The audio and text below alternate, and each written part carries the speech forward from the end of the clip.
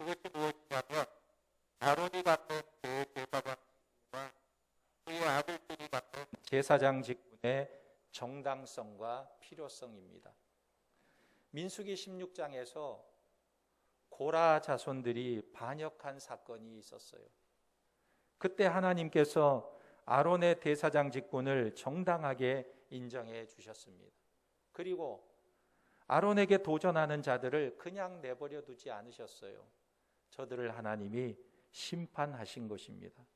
그리고 민수기 17장에 와서 아론의 쌍난 지팡이 사건을 통해서 하나님께서 그들을 인정해 주셨어요. 아론과 그의 아들들만이 제사장직을 감당할 것이다. 이것을 인정해 주신 것입니다. 그래서 오늘 이스라엘 백성들이 질문하고 있는 거예요. 그 내용이 무엇이냐면 이스라엘 백성들은 앞에서 수많은 사람들이 죽어나가는 것을 보았습니다. 고라, 다단, 아비람, 그의 온 가족들이 산채로 땅속에 떨어져 죽는 모습을 보았어요. 또 250명의 이름 있는 족장들이 향로에서 나온 불로 인해서 다 죽는 것을 보았습니다. 그리고 온 회중 중에 연병이 돌아서 14,700명이나 죽게 되는 것을 목도했던 것입니다. 그래서 이스라엘 백성들의 마음속에 이런 질문이 있는 거예요. 이러다가 우리도 죽게 되는 것 아닙니까? 이러다가 우리도 다 망하게 되는 것이 아닙니까? 이런 질문을 하게 되는 것입니다. 그래서 17장 마지막 절에 보면 저들이 하는 질문이 그대로 나오고 있습니다. 12절 13절에 보면 이스라엘 자손이 모세에게 말하여 이르되 보소서 우리는 죽게 되었나이다 망하게 되었나이다 다 망하게 되었나이다 가까이 나아가는 자 곧 여호와의 성막에 가까이 나아가는 자마다 다 죽사오니 우리가 다 망하여야 하리이까 그랬어요. 저들의 이 질문이 무엇입니까? 지금 저들은 두려움 속에 가득 차 있고 우리가 잘못하다가 다 죽게 되지 않습니까? 이런 절규와 탄식을 하고 있는 것입니다. 우리가 잘 몰라서 하나님의 성막에 관한 법을 모르고 성막에 가까이 갔다가 죽게 되는 일이 우리에게 일어나지 않겠습니까? 이렇게 묻고 있는 거예요. 그런데 이 질문을 어떻게 보면 참 어리석은 질문입니다. 하나님의 뜻이 무엇일까요? 저들을 향한 하나님의 뜻이 무엇입니까? 아론과 그의 아들들을 제사장으로 세우는 이유가 어디에 있습니까? 하나님의 뜻은요, 죄인을 죽이는 데 있는 것이 아니고 살리려고 하는데 하나님의 뜻이 있는 거예요. 하나님께서 제사장을 세우시는 이유가 무엇이냐면 제사장을 세우시는 이유는 하나님께서 죄인을 살리기 위해서 제사장을 세우시는 것입니다. 그런데 이스라엘 백성들은 이런 하나님의 의도를 이해하지 못했던 거예요. 이스라엘 백성들이요, 연병이 돌아서 백성들이 하나둘씩 죽어갈 때 아론이 급히 향로를 가져다가 저들의 죄를 속죄하자 하나님께서 이스라엘 온 회중을 다 살려주셨어요. 살려주셨단 말이에요. 죽이지 않으셨어요. 아론의 속죄 제사로 인해 저들은 목숨을 부지하게 된 것입니다. 그런데 이런 사람들이 지금 하나님께 뭐라고 묻고 있습니까? 우리가 죽어야 합니까? 우리가 다 죽게 되었습니다. 이렇게 묻고 있는 거예요. 이것은 아주 어리석은 질문이 아닐 수가 없는 거예요. 하나님의 뜻을 이해하지 못하는 질문인 것입니다.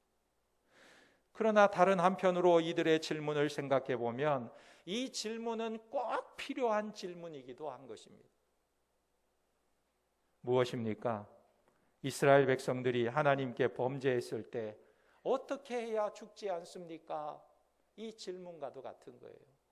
우리가 하나님께 범죄했을 때 어떻게 해야 죽지 않습니까? 하는 것입니다. 그래서 오늘 민수기 18장의 말씀은 이 질문에 대해서 대답을 해주고 있는 것입니다. 여러분, 하나님의 성막에 가까이 한 사람은요, 다 죽게 됩니다. 그래서 이 백성들이요, 그러면 우리가 하나님의 성막에 가까이 하다가 다 죽게 됩니까? 이렇게 물으니까 하나님께서 뭐라고 답하시냐면 그렇지 않다. 너희가 죽지 않는다. 이렇게 말씀하시는 거예요. 왜요? 하나님께서 제사장과 레위인을 통해서 이 백성들을 보호하시고 지켜주시겠다는 것입니다. 레위인과 제사장을 성막 가까이에 두신 이유는 너희를 죽지 않게 하기 위해서 세운 것이다. 이렇게 말씀하고 있는 것입니다. 그러니까 이 제사장과 레위인들이 제대로 성막에서 일을 하면 너희들은 죽지 않는다 말씀하고 계시는 거예요. 그러면 하나님께서 제사장과 레위인을 통해서 어떻게 하나님의 백성들을 보호하고 계십니까? 첫째는요, 외인들이 성막에 가까이 오지 못하도록 이 레위인이 방호벽 역할을 하고 있는 거예요. 성막에 가까이 오면 죽으니까 가까이 오지 못하도록 방호벽 역할을 하고 있다는 거예요. 일반 레위인들은 제사장들이 들어갈 수 있는 성소에 출입할 수가 없었습니다. 그래서 그들이 죄를 범하지 못하도록 제사장들이 그들을 지키고 있었어요. 그리고 일반 백성들도 마찬가지입니다. 성막에 가까이 가면 죽게 되니까 그들이 성막에 가까이 가지 못하도록 레위인들을 통해서 그들을 지키게 하신 거예요. 그러니까 하나님께서 이중 방어막을 세워 놓으신 것입니다. 그래서 저들의 실수로부터 저들을 지킬 수 있도록 제사장과 레위인들을 세우신 거예요. 그리고 또 다른 하나는 일반 백성들이 혹시 성소에 대한 죄를 모르고 범한 경우에는 레위인들이 그 죄를 담당하게 하신 것입니다. 그리고 레위인이 그런 죄를 범한 경우에는 제사장이 그 죄를 대신 담당하라고 말씀하고 계시는 거예요. 1절에 보면 이렇게 말씀합니다. 여호와께서 아론에게 이르시되 너와 내 아들들과 내 조상의 가문은 성소에 대한 죄를 함께 담당할 것이요 너와 내 아들들은 너희 제사장 직분에 대한 죄를 함께 담당할 것이니라. 레위인들이나 제사장들이 죄를 대신 담당함으로 하나님의 진노를 제거하라고 말씀하고 있는 거예요. 그러면 하나님의 진노가 제거되어 백성들도 살게 되고 레위인들도 살게 된다는 원리가 주어지고 있는 거예요. 무엇을 말하고 있습니까? 죄에 대한 책임, 그 죄책을 레위인과 제사장이 담당하라고 말하고 있는 거예요. 저 백성들이 죄를 지었지만 그들의 죄를 너희가 담당하라고 말씀하고 있어요. 그러니까 이것을 가리켜서 우리는 죄의 전가라고 말하고 있어요. 내 죄가 저 사람에게로 옮겨졌다. 죄의 전가.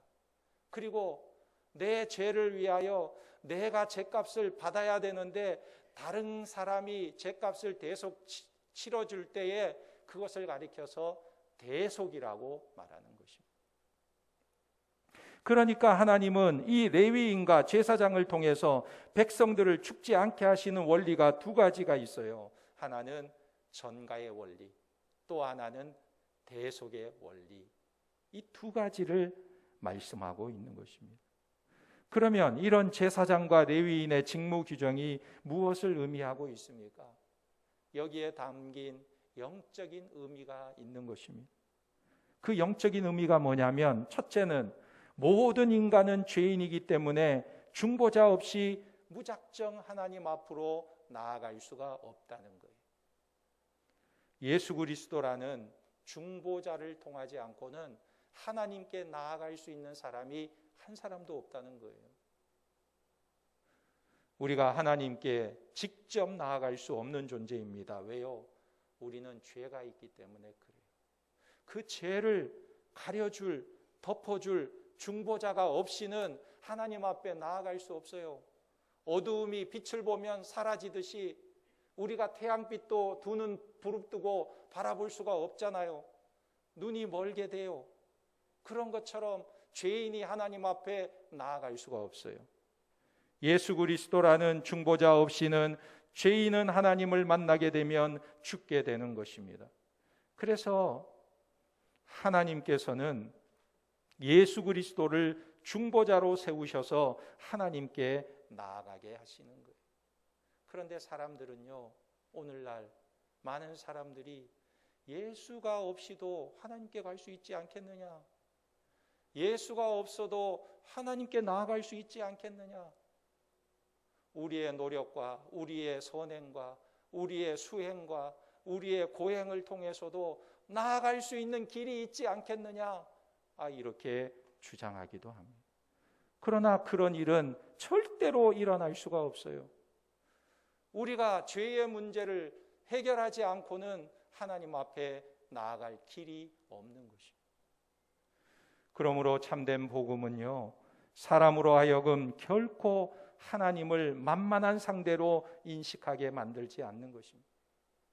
예를 들어서 하나님을 만만한 상대로 만드는 복음이 있다면 그것은 엉터리 복음이에요. 엉터리 복음. 하나님은 무조건 당신을 사랑하십니다. 하나님은 무조건 당신을 사랑하십니다. 어떤 일을 하고 어떤 상태에 있어도 하나님은 당신을 사랑하고 있습니다. 이렇게 말한다면 그것은 엉터리 복음일 수 있어요. 왜냐하면 그것은 하나님을 만만한 상대로 생각하게 만들기 때문에 그래요. 예로부터 선지자나 사도들이나 종교개혁자들이 사용했던 전도 방법은 그렇게 전도하지 않았어요. 하나님이 그 사람을 사랑하시는지 사랑하지 않는지 알 수도 없는데 이 사람이 하나님이 사랑하시는 사람인지 심판의 대상인지 알지도 못하는데 하나님은 당신을 무조건 사랑하십니다. 이렇게 전해서 이 사람이 오히려 내가 지금 술에 빠져가지고 흥청망청 술주정을 부리고 살아가고 있는데 하나님 나를 사랑하신다고? 아이고 그러면 술 좀 더 마셔야겠네. 경각심도 없고 하나님을 만만히 여기게 되는 것입니다. 그래서 이것은 잘못된 복음 전파 방법이에요.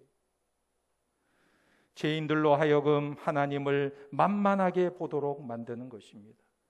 그러나 참된 복음은 하나님을 마냥 편안한 존재로 여기게 만들지 않아요. 요나서를 보면 요나가 하나님의 말씀을 선포할 때 어떻게 했습니까? 니느웨 성에 가서 그가 외친 말이 무엇이에요? 하나님이 당신들을 사랑하십니다. 이렇게 외쳤나요? 아니죠. 회개하지 않으면 너희가 망할 것이다. 회개하지 않으면 너희는 망한다. 하나님께서 요나에게 전하라고 한 메시지가 뭐냐면 내가 너희를 사랑한다 이게 아니고 너희가 회개하고 돌이키지 않으면 너희는 망한다. 심판이 너희 앞에 지금 있다. 이걸 전하라고 말한 것입니다. 요나서 3장 1절에 보면 여호와의 말씀이 두 번째로 요나에게 임하니라 이르시되 일어나 저 큰 성읍 니느웨로 가서 내가 내게 명한 바를 그들에게 선포하라 하신지라. 무엇을 선포했습니까? 4절에 보면 요나가 그 성읍에 들어가서 하루 동안 다니며 외쳐 이르되 40일이 지나면 니느웨가 무너지리라 하였더니 그랬어요. 외친 게 너희가 망한다. 너희가 무너질 것이다. 너희가 회개하라. 돌이켜라. 죄에서 떠나라. 이것을 외쳤던 거예요. 그래서 이 소식을 들은 백성들이 어떻게 했습니까? 죄를 뒤집어 쓰고 회개하는 일이 일어났어요. 그러자 하나님은 심판을 거두시게 된 것입니다. 사도들과 종교개혁자들이 전한 복음도 마찬가지예요. 인간은 죄인이고 죄인은 그 죄를 자기 스스로는 해결할 수 없다. 그러니 하나님께 그대로 나아갔다가는 죽음을 면할 길이 없으니 회개하고 예수 그리스도로 죄 용서함을 받으라 이렇게 전했던 거예요. 죄 가운데 살고 있는데도 하나님은 당신을 사랑하고 있습니다. 이런 희망을 주는 것은 복음 전도가 아니라는 거예요. 어느 교회에서 전도받은 사람이 등록하게 되었는데, 등록한 후에 담당 목사님에게 개업 예배 요청이 들어온 거예요. 그래서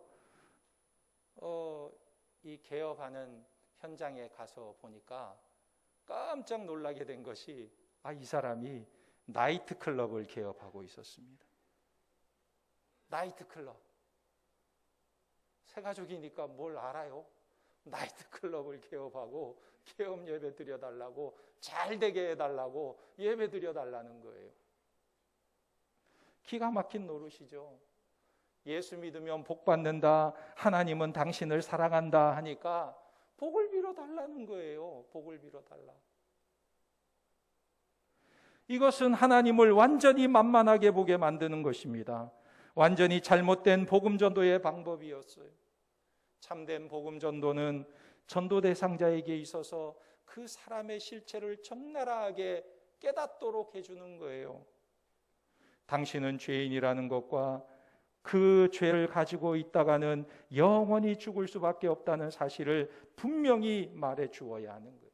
그러나 우리가 죄인일지라도 예수 그리스도를 믿으면 예수 그리스도의 보혈의 피가 그 죄를 다 덮어주고 우리는 죄사함을 받고 영생을 얻게 된다. 이 사실을 분명히 알려주어야 하는 거예요.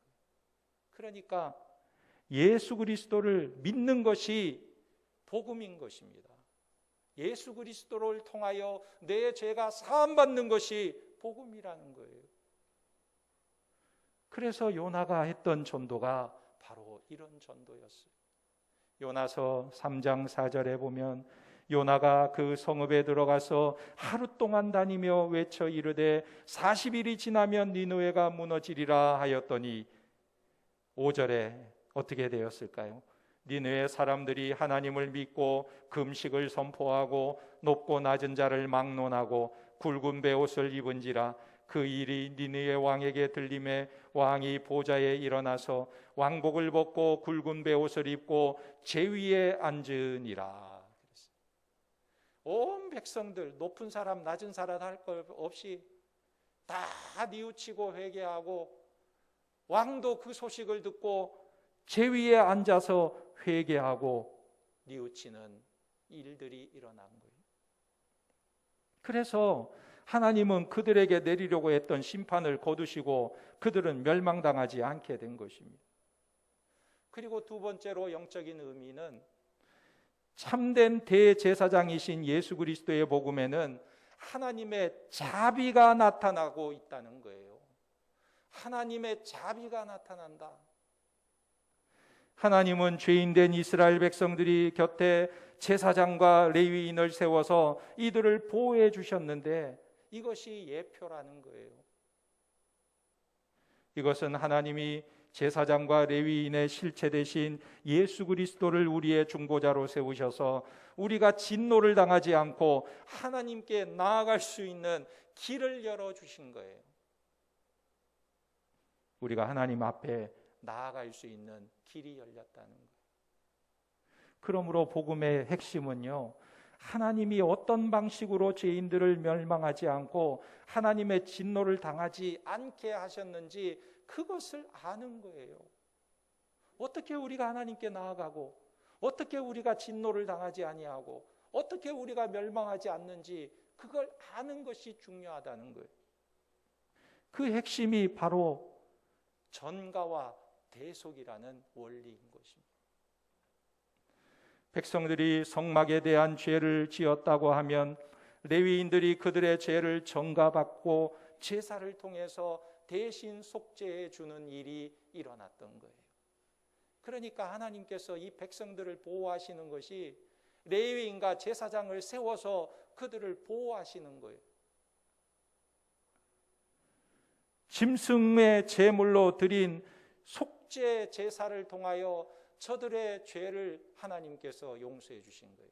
그런데 중요한 것은 예수 그리스도께서 이 땅에 오셔서 이제는 짐승의 몸이 아닌 자기 자신을 제물로 드림으로 우리의 모든 죄를 전가받으시고 우리의 죄를 대신하여 속죄 제물이 되어 주셨다는 것입니다.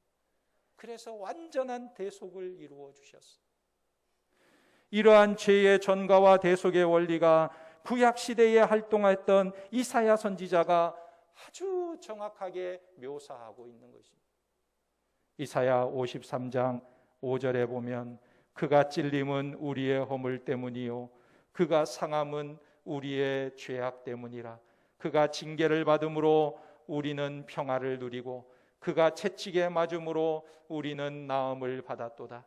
우리는 다 양 같아서 그릇 행하여 각기 제 길로 갔거늘 여호와께서 우리 모두의 죄악을 그에게 담당시키셨도다. 할렐루야. 우리 모두의 죄악을 그에게 담당시키셨다 말씀하고 있어요. 여러분은 죄가 있습니까? 죄가 있으신 분 손들라 그러면 안 되니까 오른발 앞꿈치만 한번 들어보세요.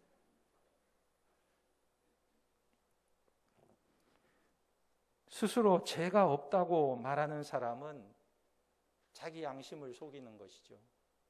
죄 없는 사람은 한 사람도 없어요. 내가 무슨 죄를 지었습니까?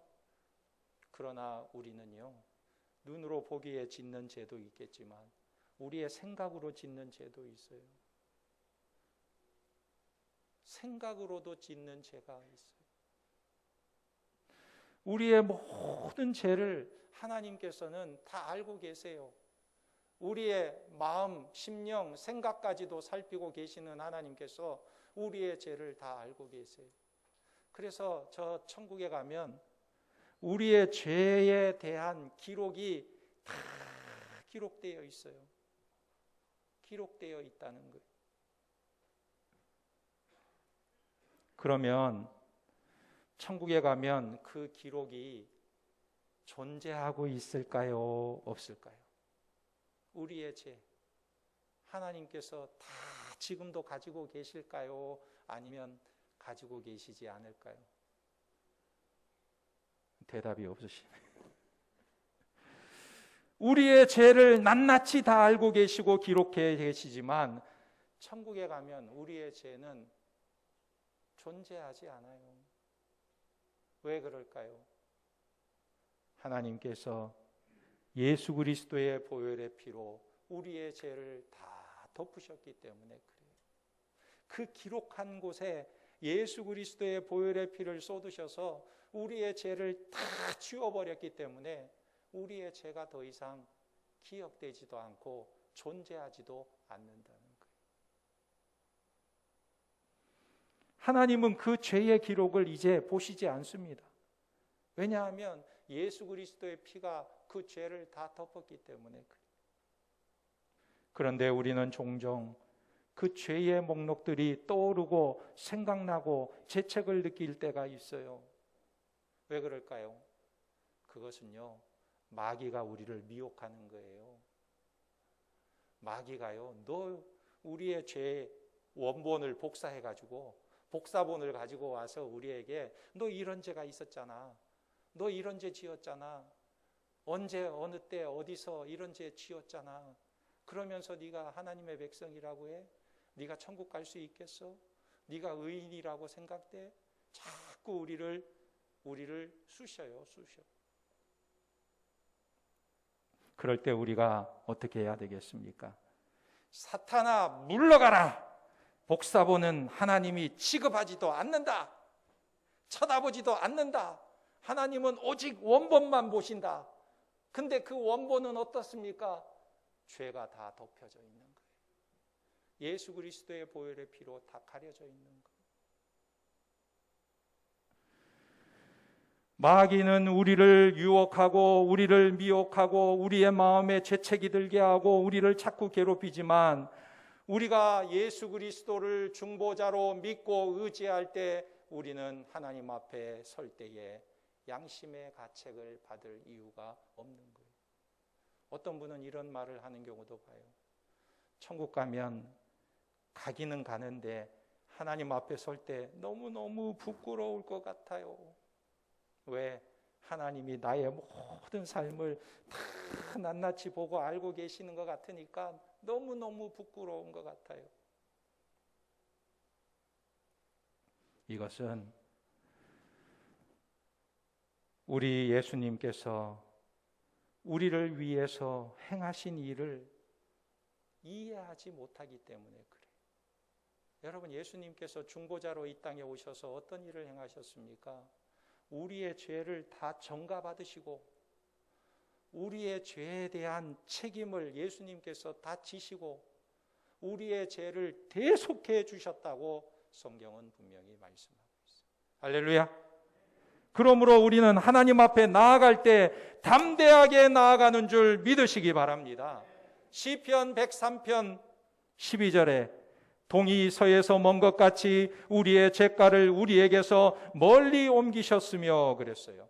우리의 죄가 동이 서에서 먼 것처럼 우리에게서 아주 멀리 옮겨졌다 그랬어요. 기억조차도 할 수 없을 정도로 옮겨졌다. 그래서 우리가 그것을 이 세상에서 어디서도 찾으려고 해도 찾을 수가 없을 정도로 하나님께서 옮기셨다 말하고 있는 거예요. 그러니까 우리는 이제 멸망을 두려워할 필요가 없는 존재가 되었고 하나님 앞에 나아가는 것을 두려워할 존재가 아니라는 거예요. 이것을 믿으시기 바랍니다. 그러므로 우리의 소망은 오직 예수 그리스도의 십자가예요. 인류의 소망은 그리스도의 십자가인 것입니다. 여러분, 어떤 사람이 정치를 잘하면 그 사람이 소망이 되겠습니까? 막 소망을 가지고 이 정권만 바뀌면 새로운 희망이 오겠지, 이 정권만 바뀌면 새로운 소망이 오겠지 하지만 바뀔 때 그때뿐이고 또 실망하게 되고 또 실망하게 되고 그렇잖아요. 이 세상에 경제가 발전되면 우리에게 소망이 있겠습니까? 사람이 발전시키면 얼마나 발전시킬 수가 있겠어요? 이 세상은요, 우리에게 소망이 되는 것이 아니에요. 우리의 소망은 오직 예수 그리스도의 십자가밖에 없는 줄 믿으시기 바랍니다. 여러분, 이 세상에 소망을 두지 마세요. 이 세상은요, 성경에 보니까 이 세상에서 첫날을 산 것이 하나님 나라에서 보면 한밤의 경점에 불과하다 그랬어요. 한밤의 경점, 하룻밤의 점에 불과하다. 1000년의 세월이 하룻밤의 점에 불과한데 우리는 이 세상 이 짧은 시간을 살고 나면 하나님께서 우리에게 예비하신 영원한 천국에서 영생 복락을 누리게 되는 줄 믿으시기 바랍니다. 그러므로 우리가 어떤 소망을 가져야 되겠습니까? 오직 우리의 소망은 예수 그리스도의 십자가이고 우리를 하나님 앞으로 인도하시는 주님의 은혜라는 사실을 믿으시기 바랍니다. 어떤 사람들은 천국에 가봐야 알지 우리가 어떻게 압니까? 천국이 있는 줄 어떻게 압니까? 여러분, 천국에서 인간의 몸을 입고 이 땅에 오신 예수님께서 우리에게 분명히 말씀해 주셨어요. 천국에서 오신 분이 말씀해 주셨어요. 무엇을 믿겠습니까? 또 어떤 사람은 현세만 있지 이 땅에서만 잘 먹고 잘 살면 되지 내세가 존재하겠느냐 말합니다. 그러나 성경은 현세는 잠깐이고 내세는 영원하다고 말씀하고 있어요. 내세가 있는 거예요. 내세가 진짜라는 거예요. 이 세상보다 이 세상은 나그네의 삶이고 우리에게는 영원한 내세가 있다, 기다리고 있다 말씀하고 있는 것입니다. 그러므로 우리에게 십자가 외에는 아무런 소망이 없는 것입니다. 여러분들은 무엇을 붙들고 살아가고 계십니까? 오직 예수 그리스도의 십자가를 붙들고 영생 복락을 소망하며 누리는 거룩한 하나님의 백성들이 다 되시기를 예수님의 이름으로 축원합니다. 아멘. 우리 말씀을 생각하면서 함께 기도하겠습니다. 하나님은 우리를 살리기 위해 대제사장이신 예수 그리스도를 이 땅에 보내주셨습니다. 그리스도 외에 다른 길이 없음을 믿게 하시고 오직 예수님을 통해서만 죄사함을 받고 구원 얻고 하나님께로 나아갈 수 있음을 확신하게 하시고 말씀에 순종함으로 영생복락을 누리는 자들이 다 되게 하여 주옵소서. 우리 주님 한번 부르고 간절히 기도합니다. 주여, 아버지 하나님 은혜와 사랑을 감사합니다. 우리를 창세전에 택하여 주시고 하나님의 거룩한 백성으로 삼아주심을 감사합니다. 아버지 하나님, 우리는 죄인으로서 하나님 앞에 남대히 나아갈 수 없는 연약한 존재입니다. 아버지 하나님, 우리를 내버려 두시면 우리는 죄악으로 말미암아 심판받을 수밖에 없고 멸망당할 수밖에 없는 존재들입니다. 그러나 예수 그리스도를 통하여, 중보자이신 예수 그리스도를 통하여 우리의 죄를 전가시켜 주시고 우리의 죄를 위하여 대속의 피로 아버지 하나님 흘려주시고 우리에게 아버지 하나님여 산 소망을 허락하여 주셨사오니 우리가 담대히 그리스도를 의지하며 하나님 앞에 나아가게 도와주시고 우리를 살려주신 구원의 하나님, 놀라운 하나님, 하나님의 은혜를 힘입어 아버지 하나님, 우리가 소망 가운데 살아갈 수 있도록 은혜를 베풀어 주시옵소서. 아버지 하나님, 이 땅에만 소망을 두고 살지 않게 하시고 아버지 하나님, 이 땅의 것만을 위하여 살아가는 어리석은 인생이 아니라 우리에게 하나님 예비하신 영원한 하나님 나라, 아버지 하나님이여 영원한 나라를 바라보며 믿음으로 소망 가운데 살아갈 수 있도록 은혜를 베풀어 주시옵소서. 구원의 은혜를 확신을 갖게 도와주시옵소서. 하나님 아버지, 우리에게 예수 그리스도를 통하여 우리의 죄를 사하여 주시고 멸망의 길에서 돌이켜 생명의 길로 나아가게 하심을 감사합니다. 오직 예수를 믿음으로 구원받고 하나님이 주시는 영생복락을 누리는 자들이 다 되게 하여 주시고 날 구원하신 주님을 영원히 찬송하는 믿음의 백성들이 되게 도와주시옵소서. 예수님의 이름으로 기도하옵나이다. 아멘.